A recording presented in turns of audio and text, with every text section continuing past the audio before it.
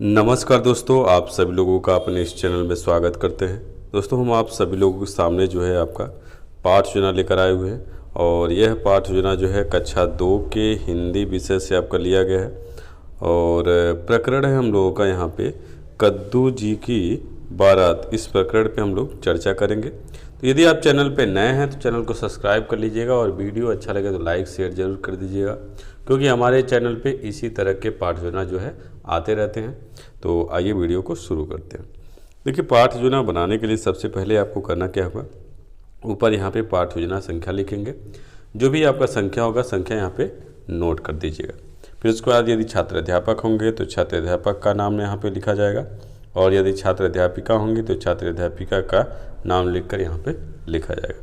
फिर उसके बाद विद्यालय का नाम, जिस विद्यालय में आप पाठ योजना को पढ़ाएंगे उस विद्यालय का नाम लिखिएगा यहाँ पे।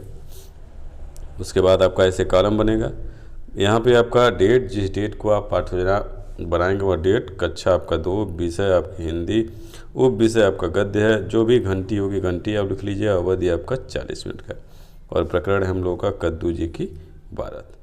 उसके बाद जो है सामान्य उद्देश्य, और सामान्य उद्देश्य जो है हिंदी जितने भी आपके होते हैं सबका सामान्य उद्देश्य एक ही जैसा होता है, सेम होता है।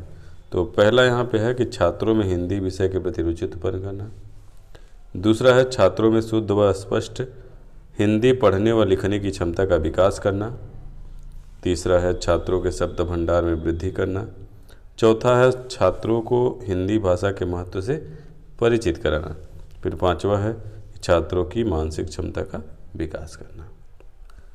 उसके बाद जो है विशिष्ट उद्देश्य, और विशिष्ट उद्देश्य में आपका क्या हो जाएगा, पहला आपका हो जाएगा कि बच्चे कद्दू जी की बारातियों के बारे में जान सकेंगे। दूसरा होगा बच्चे बारात के व्यवस्था के बारे में समझ सकेंगे और तीसरा होगा बच्चे बारात में सम्मिलित हो सकेंगे। उसके बाद सहायक सामग्री, सहायक सामग्री में चाक, डस्टर, श्यामपट्ट और सब्जियों का कुछ चित्र रहेगा, वह अन्य कक्षा उपयोगी सामग्री आपकी रहेगी। फिर उसके बाद शिक्षण विधि, शिक्षण विधि में प्रश्न उत्तर विधि और व्याख्यान विधि होगी। फिर उसके बाद आपका पूर्व ज्ञान, पूर्व ज्ञान जो है प्रस्तावना के जो प्रश्न हैं उसके जो आंसर है वहीं से आपका लिखा जाता है। यहाँ पे आपका पूर्व ज्ञान है कि बच्चे शादी ब्याह के बारे में सामान्य जानकारी रखते हैं। फिर उसके बाद प्रस्तावना के प्रश्न, और प्रस्तावना के प्रश्न में ऐसे कॉलम बनेगा कि एक में क्रम संख्या, दूसरा छात्र अध्यापक छात्र अध्यापिका कथन, तीसरा छात्र छात्रा कथन। पहला प्रश्न आपका होगा कि आपके मम्मी और पापा ने एक दूसरे के साथ कैसे रहते हैं। तो शादी करने के कारण जो है एक दूसरे के साथ रहते हैं, या थोड़ा और आसान तरीके से आपको, क्योंकि हमको लग रहा है ये क्वेश्चन थोड़ा सा टफ टाइप में है, लेकिन आप अपने तरीके से एक क्वेश्चन यहाँ पे डाल लीजिएगा आसान। उसके बाद जो है दूसरा आपका है शादी में लड़के वाले लड़की वाले के घर क्या लेकर जाते हैं। तो बारात लेके जाते हैं। कद्दू जी की बारात नामक कविता सुनाइए, बच्चे मौन हो जाएंगे, समस्यात्मक प्रश्न हो जाएगा। उसके बाद उद्देश्य कथन में बच्चों आज हम लोग कद्दू जी की बारात नामक कविता का रसास्वादन करेंगे। इसके रचयिता शांति अग्रवाल है। फिर उसके बाद प्रस्तुतिकरण, प्रस्तुतिकरण में ऐसे कॉलम बनेगा और इसमें आप यहाँ पे लिखेंगे कद्दू जी की चली बारात, हुई बतासों की बरसात, बैगन की गाड़ी के ऊपर बैठे कद्दू राजा, सलजम और प्याज से मिलकर खूब बजाया बाजा, मेथी पालक भिंडी तोरई टिंडा मूली गाजर बने बाराती नाच रहे थे आलू मटर टमाटर, कद्दू जी हंसते मुस्कुराते लौकी दुल्हन लाए, कटहल और करेले जी ने चाट पकौड़े खाए, प्रातः पता चली यह बात सपना देखा था यह रात।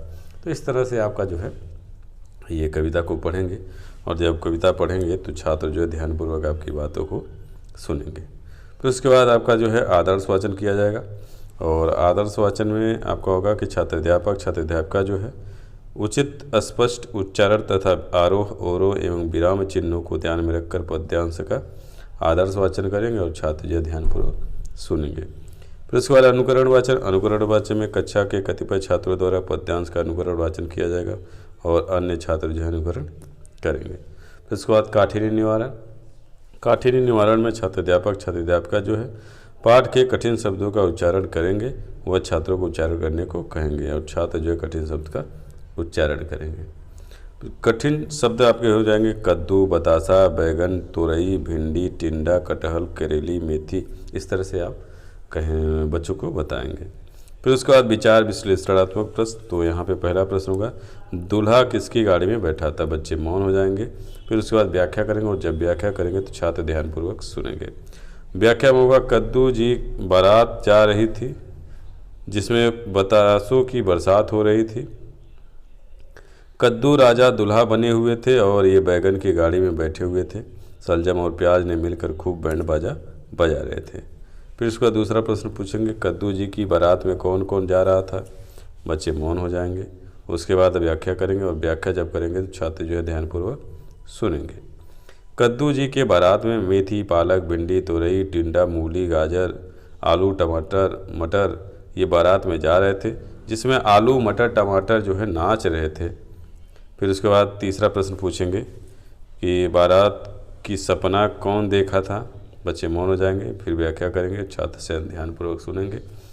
कद्दू जी ने हंसते मुस्कुराते हुए लौकी दुल्हन को लाए। बारात में कटहल और करेले खूब चाट पकौड़े खाए। जब सुबह हुआ तो पता चला कद्दू जी ने रात में एक सपना देखा था। उसके बाद बोधात्मक प्रश्न। बोधात्मक प्रश्न में पहला आपका प्रश्न होगा कद्दू जी की बारात में किसकी बरसात हो रही थी। दूसरा बैंड बाजा कौन बजा रहा था। तीसरा कद्दू जी की दुल्हन कौन थी। फिर श्याम पटकार। श्याम पटकार में छात्र अध्यापक जो है छात्रों को काठिन्य निवारण अपनी कॉपी पर लिखने को कहेंगे। फिर उसके बाद निरीक्षण कार्य में जो है जब छात्र श्याम पटकार कर रहे थे तब छात्र अध्यापक कक्षा में घूम कर निरीक्षण कार्य करेंगे।